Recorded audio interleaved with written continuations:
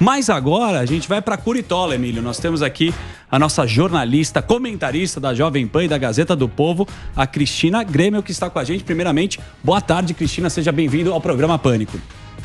Boa tarde, obrigada. Um prazer estar aqui com você de novo.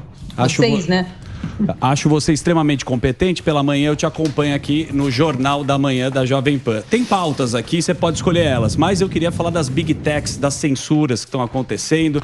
Eu acho que você tem muita autoridade para falar sobre isso e conhecimento. Pode dar uma resumida para a gente, por favor, Cristina? Na verdade, esse é um dos temas que eu trabalho muito nas minhas colunas na Gazeta do Povo, onde eu escrevo justamente sobre esses ataques às liberdades e todas as questões envolvendo costumes, né? Que começam a ser questionadas aí pela esquerda como se fossem pautas retrógradas, mas não, é super necessário a gente lutar para manter conquistas da humanidade, conquistas do Brasil, dos brasileiros, de nossos antepassados, né? Por que não valorizar também isso? E a liberdade de expressão é uma delas, né? Na verdade, é a primeira, porque se a gente é impedido de expressar o que a gente pensa, a gente não pode fazer mais nada. E a gente viu muito ataque às liberdades de expressão nos últimos anos, às várias liberdades individuais durante a pandemia, mas a liberdade de expressão ela vem sendo atacada violentamente. E o duro é que por parte de judiciário, né? De quem deveria preservar as nossas liberdades que estão garantidas na Constituição.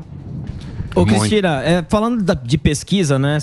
Todo dia sai uma pesquisa diferente. Saiu mais uma pesquisa na presidência, queria que você comentasse que o Lula está na frente. E também a pesquisa sobre o governo de São Paulo, Sim. Que também o Haddad está com 30% na frente e o Tarcísio está com 10%. O Márcio França está com 17%, o Tarcísio estaria em terceiro. Queria saber a sua opinião das pesquisas, tanto de presidente quanto do governo aqui de São Paulo.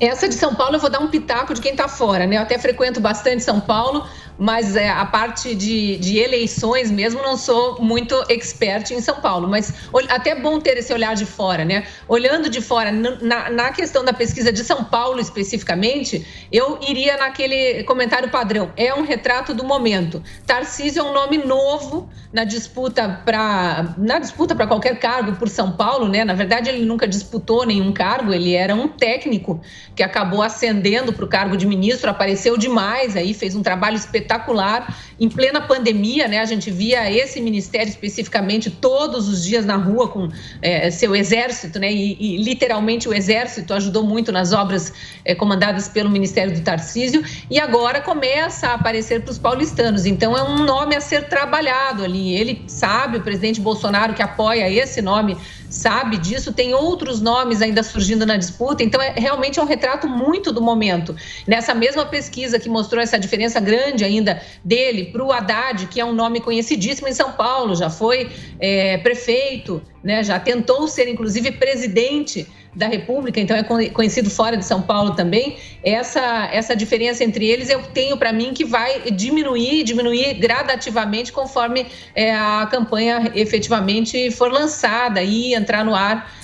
O próprio ex-ministro, né, agora candidato a governador para o São Paulo, na disputa. Tem outros nomes também que estão nesse páreo aí, vão também mostrar suas propostas e aparecer provavelmente com percentuais diferentes ao longo da campanha. Eu só enfatizei hoje cedo, já comentando no Jornal da Manhã essa mesma pesquisa, que Haddad sequer conseguiu se reeleger prefeito por São Paulo. É claro que o nome dele foi pulverizado aí quando ele se lançou candidato a presidente, mas também pulverizado de uma forma negativa, porque, vamos lembrar, ele ficou conhecido em 2018 como o poste do Lula, né? Aquele candidato que foi escolhido dentro de uma cela de cadeia para substituir um presidiário que tentou fingir que teria condições de ser lançado quando a legislação eleitoral não permite. Então, o nome dele vai precisar ser muito trabalhado se o PT quiser desfazer essa imagem negativa em cima do nome de Haddad. Em relação às pesquisas nacionais, está muito difícil acreditar nelas quando a gente confronta com o que acontece nas ruas, né? Ontem, especificamente, teve o caso da visita do ex-presidente Lula a Juiz de Fora e manifestações vultosas contra ele, né? Pessoas declaradamente apoiadoras do presidente Jair Bolsonaro, inclusive fazendo questão de se vestir de verde e amarelo e ir para a rua com faixas contra o Lula, chamando o Lula do que ele é, né, de Lula ladrão, porque é isso que ele ouve nas ruas, porque é isso que a população sabe que ele é. Ele foi descondenado, mas não foi inocentado. Ainda há provas sobradas contra ele, como disse o ministro, o juiz, né, o desembargador Gibran Neto, lá do TRF4, segunda instância, quando foi analisar aquela primeira condenação dele no triplex do Guarujá. Não só eram sobradas as provas, que na segunda instância a pena foi aumentada. Eles confirmaram a condenação de Lula, feita pelo então juiz Sérgio Moro, e a condenação foi aumentada. E aconteceu o mesmo na terceira instância, no STJ em Brasília.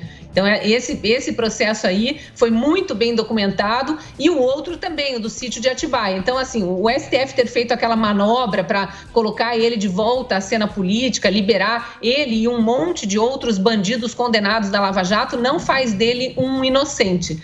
Por isso que eu digo que a gente tem que olhar e acreditar muito nesse momento no Data Rua, no Data Povo, que é a movimentação que a gente tem visto pelo Brasil inteiro. Cristina... e ver também, né, Cristina, porque, por exemplo, que nem aqui você pega essa pesquisa, dá o quê? 40 Haddad, dá 40 Haddad, Cuba dá quanto? Cuba... Aqui 30% Haddad, 17% Cuba. 50%. E São Paulo não é um lugar muito PT, não. Não é muito principalmente PT. O interior de São Paulo. Mas é por isso que essas pesquisas, elas são tão descredibilizadas. Acho que...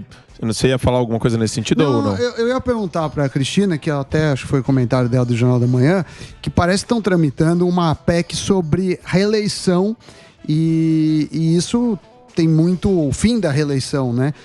Para alguns cargos. Então eu queria que ela falasse sobre isso, porque eu acho que é um tema importante, né? Que a gente vê muitas vezes os políticos metade do tempo ou mais se preocupando com a continuidade do cargo do que com a gestão em si. Desde o primeiro dia, né, Sami? Eles se elegem no primeiro dia de governo, já estão... Inclusive a imprensa, né? Vamos assumir nossa meia-culpa. A imprensa já começa a questionar e vai querer ser candidato à reeleição.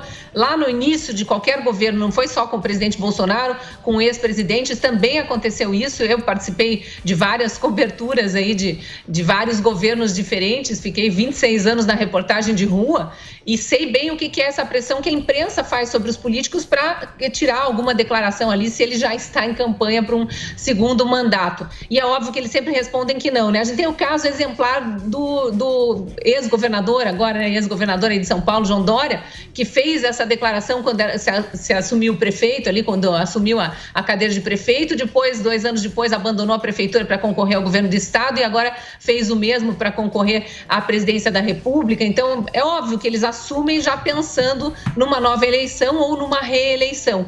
Essa emenda, essa PEC, né, na verdade, que o Sami citou aí, foi revelada pelo senador Girão. A gente estava fazendo uma entrevista com o senador Eduardo Girão, agora mais cedo, no Jornal da Manhã, e ele trouxe em primeira mão aqui para a Jovem Pan a informação de que ontem à noite, no Senado, eles conseguiram o número de assinaturas necessárias para levar adiante a PEC que acaba com a reeleição para cargos do Executivo. Quer dizer, ainda precisa ser votada, começa a tramitação agora.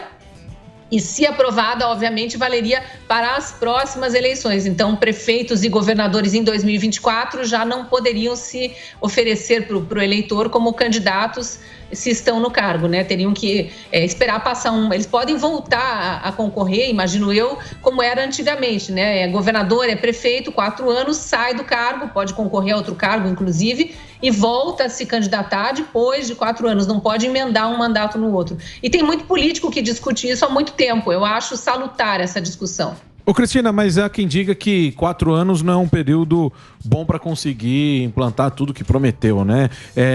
O que você acha a respeito disso? Você acha que aumentar esse período de 4 para 5 anos, ou mantém assim, é um tempo suficiente? Ou é braço curto mesmo da turma que fala que não é tempo suficiente? Parece que essa PEC já inclui esse aumento do mandato para 5 anos. Essa PEC já propõe isso. Eu não sei se 1 ano a mais faz tanta diferença. A gente está vendo aí a dificuldade que nós vimos, né? com o ex-presidente Temer, que teve um mandato tampão, e agora com o presidente Bolsonaro, a dificuldade que é você consertar erros sucessivos de vários governos que destruíram a economia, que destruíram empregos, destruíram empresas, enfim, que provocaram um rombo do tamanho do rombo provocado, por exemplo, pelos governos Lula e Dilma. Então, eu não sei te dizer se numa condição exemplar, assim, exemplar negativamente falando, 4 anos ou mesmo 5 seriam suficientes.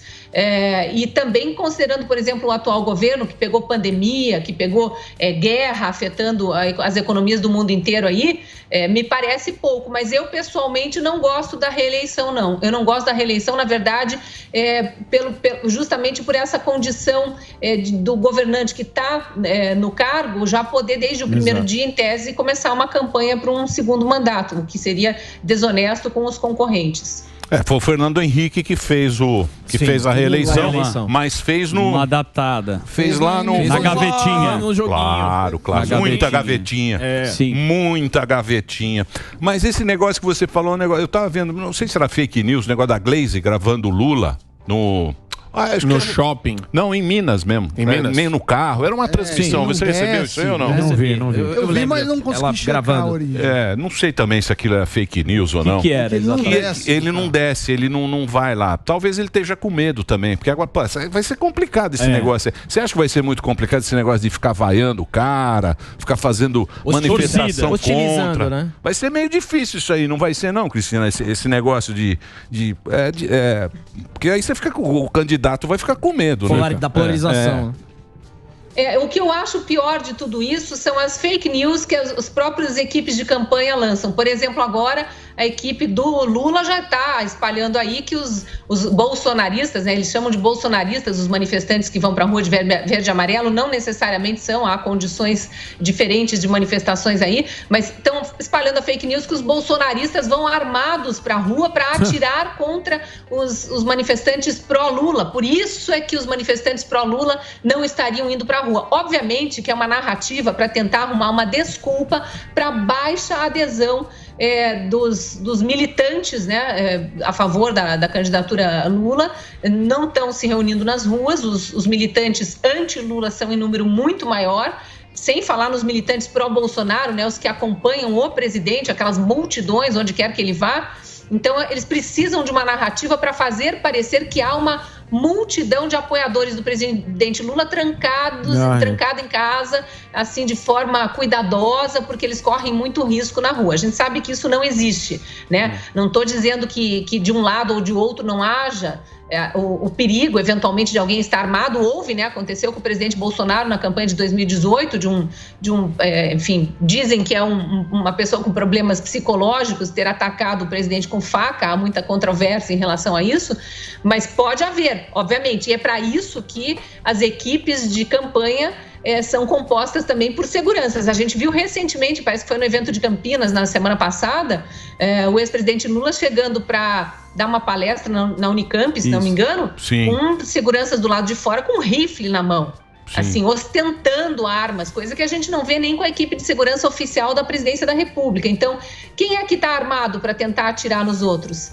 Esses questionamentos é que a gente precisa fazer na hora que vê essas narrativas surgindo aí, plantadas pelas equipes de campanha. Agora, o fato é que eu acho que o presidente Lula vai ter muita dificuldade, sim, de sair às ruas, porque esse sentimento anti-Lula ainda é muito presente, né? Disseram que isso tinha ficado na campanha de 2018 e não. Nada. A população está muito revoltada com essa manobra do judiciário para colocar um bandido em condições de concorrer à presidência da República. E mais revoltada ainda com o tanto de mentiras que vão sendo colocadas por ele próprio, né? Tentando fazer a população acreditar que ele é inocente e que ele foi inocentado porque as provas contra ele tinham sido plantadas e porque o juiz era, como é que foi? O juiz era parcial, porque houve essa condenação, né, no STF da parcialidade do então juiz Sérgio Moro, e aí ele fica tentando passar essa imagem, mas a população viveu a era Lula, a população acompanhou a Lava Jato, os processos da Lava Jato são públicos, quem se deu ao trabalho de ler, de acompanhar aquelas delações, aqueles depoimentos,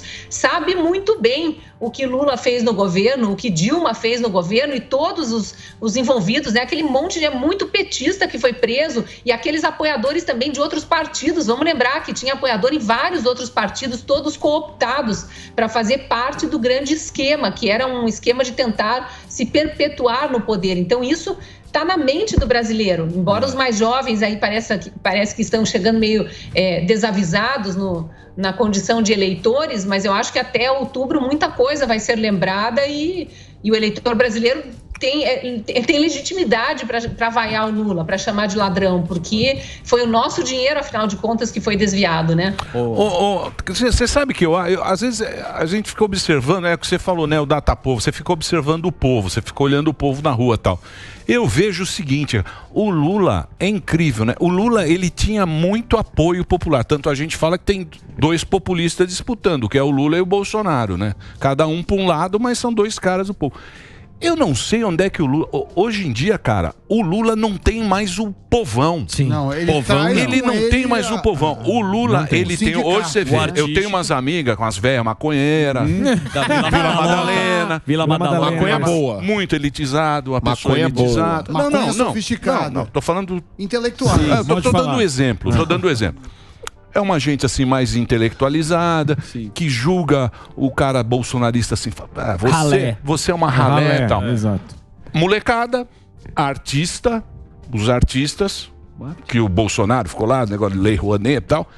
Tem uns artistas que são Lula, mas não abre, fica quieto. Fechadinho. Mas se você olha o cara normal na rua, anda na rua, você vê lá o cara trabalhando, você vê o outro cara, você fala, esse cara não é mais petista, cara.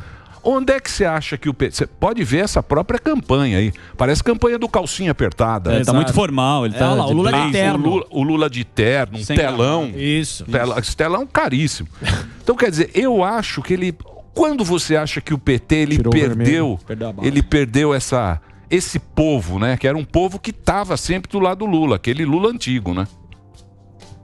Perdeu, Emílio, quando ele se mostrou traidor do povo, né? Quando ele mostrou, quando a Lava Jato, né, a investigação dos procuradores da República, dos policiais federais, de toda aquela equipe imensa que passou anos debruçada sobre provas que foram sendo colhidas e ouvindo depoimentos e cruzando provas, né, e desbloqueando, né, retirando sigilos e desbloqueando contas e apreendendo computadores e celulares e acessando muitos arquivos, entendendo como é que o Estado foi montado para ser um Estado corrupto, para a corrupção ser um programa de Estado, né, de governo, mas de Estado, porque eles institucionalizaram ali a corrupção e era em todas as vertentes, era fundo de pensão, era empresas estatais, era Banco Nacional de Desenvolvimento Econômico e Social que patrocinava obras no exterior, né, não tinha nada de nacional naquilo, e aí o dinheiro voltava também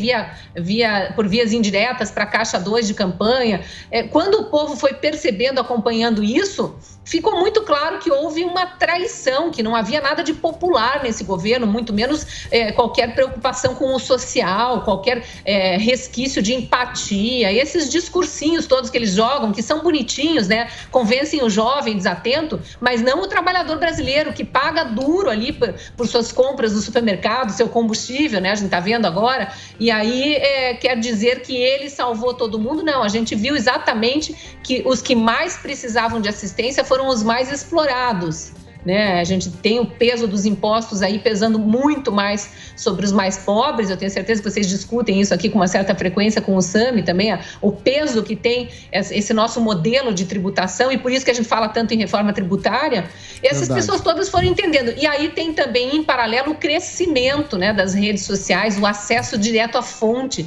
Você quer saber uma informação, você não precisa mais ficar preso só à televisão, que de alguma forma pode manipular ali conforme o apoio que ela dá a esse ou aquele político ou partido. A gente tem acesso direto ao político, direto ao adversário do político, direto à documentação. A gente vai vendo, hoje em dia todo mundo é meio jornalista, né? Vai apurando, vai se informando e vai tirando as próprias conclusões. E a conclusão é de que não vale a pena seguir com esse tipo de governo que saqueia os cofres públicos e dá as costas para o povo. É uma decepção.